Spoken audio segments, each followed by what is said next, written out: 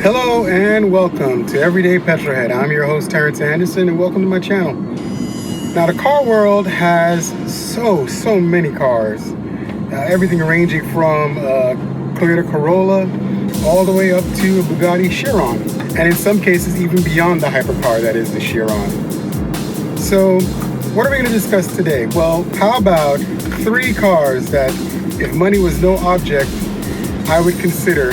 And I think I'm going to pick 3 cars that are relatively obscure, that most people wouldn't know much about. I know we all talk about the Skylines and, Evos and all these other things and various AMGs, but these are 3 brands that most people don't even know exist. So I'm going to start my list off with the Weissman GT MF5. This is a bad Bavarian car. I mean, the Germans, I'll tell you, there's something got to be in the water in Germany for them to come up with these vehicles. And Weissman is an amazing outlet. Basically, what they do is they fabricate their own vehicles and, they call it BMW for the powertrain. And what do you get when you take a BMW M5 or even X5M, because it's the same drivetrain, and throw it inside of a car that weighs 3,300 pounds? Nothing but sheer madness on the road. They chose the S63 twin turbocharged V8 with 555 horsepower and 502 pound-feet of torque, being delivered to a car that weighs less than 4,000 pounds. It's sheer madness.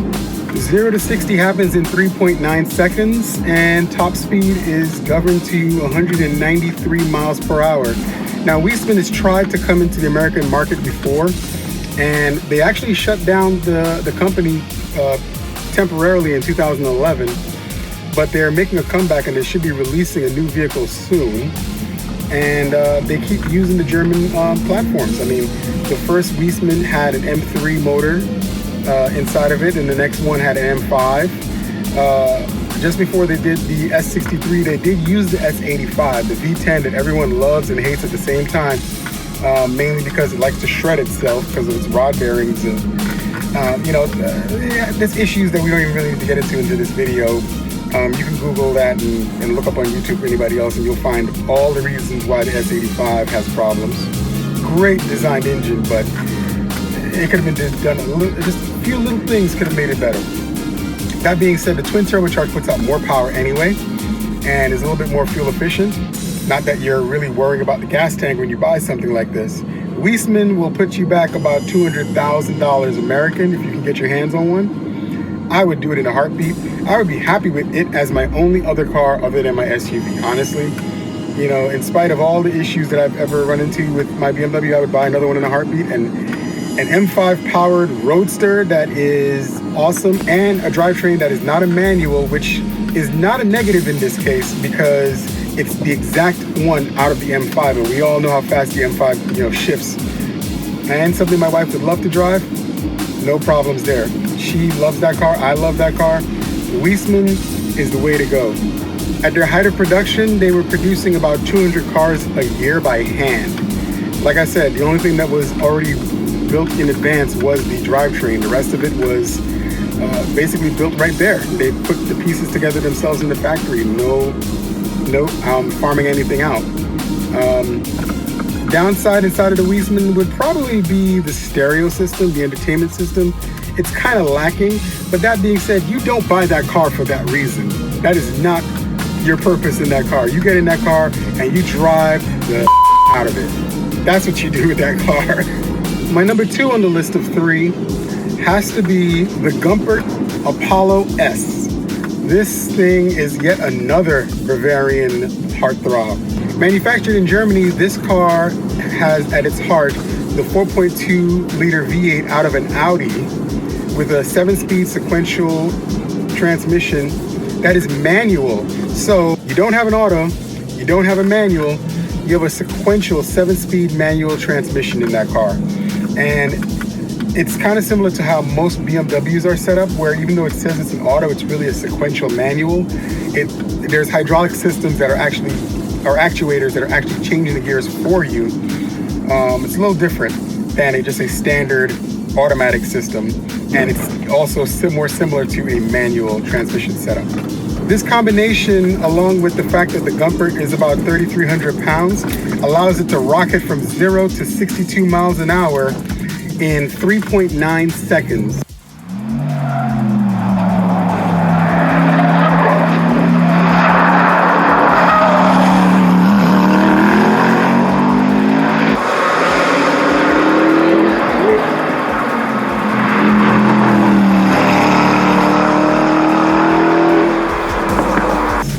The reason why there's no 0 to 60 is because, well, it's not made in America and they don't sell them in America.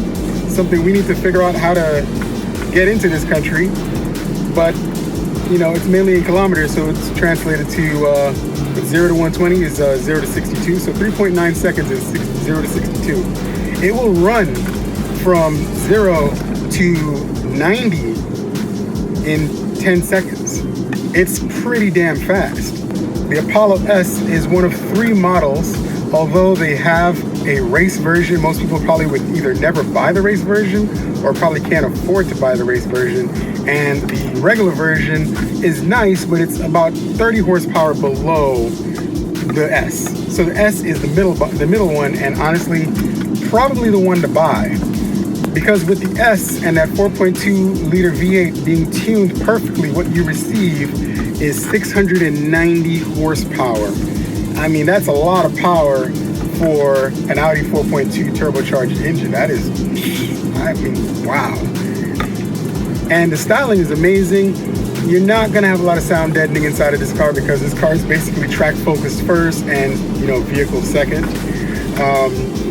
But at $865,000, it's a monster on the road. And I think that's probably the reason why it's not in America. The fact that there is very little creature comforts inside of the vehicle, and it's really focused for a track. I think if you were able to buy one of these and bring it to America, you could probably only drive it on a racetrack, and that would not surprise me.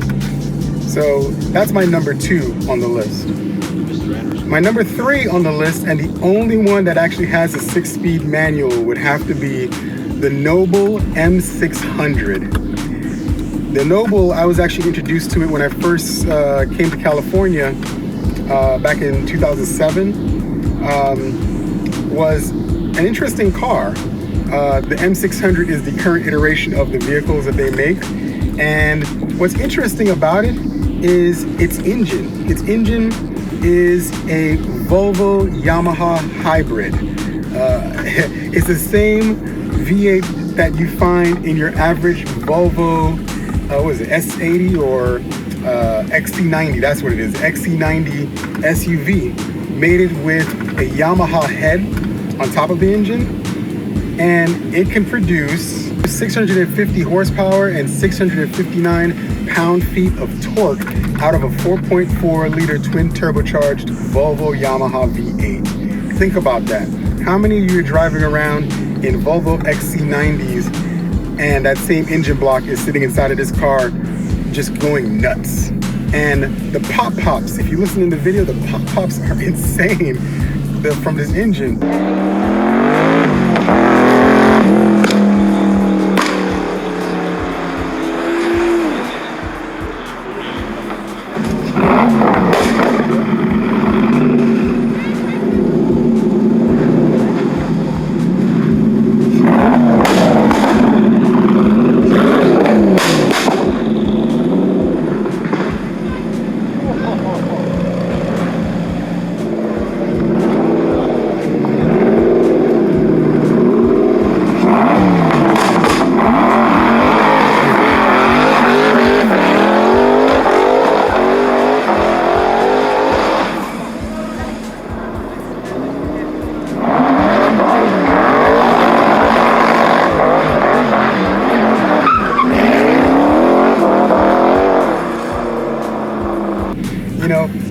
Surprises me, just a little bit of changing and tuning will do wonders to an engine.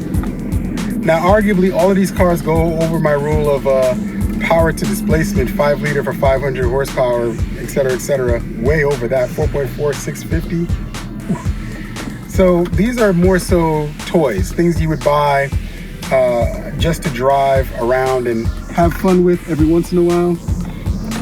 There's no way you're driving this on a daily basis unless you really want to blow up that engine.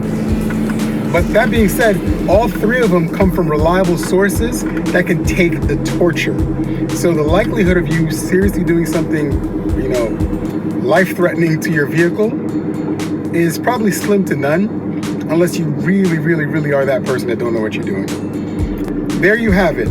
My 3 cars that I would choose if money was no object and something that had to be relatively obscure. The Weissman GT-M5, the Gumpert Apollo S, and the Noble M600. All 3 beautiful, all 3 lovely, all 3 make amazing sounds for what they are. And hey, if you can't swing it, buy an RCF. I'll catch you later. If you like what I've been talking about, like, share, and subscribe, and catch you again next time with your Everyday Petrolhead. Thanks.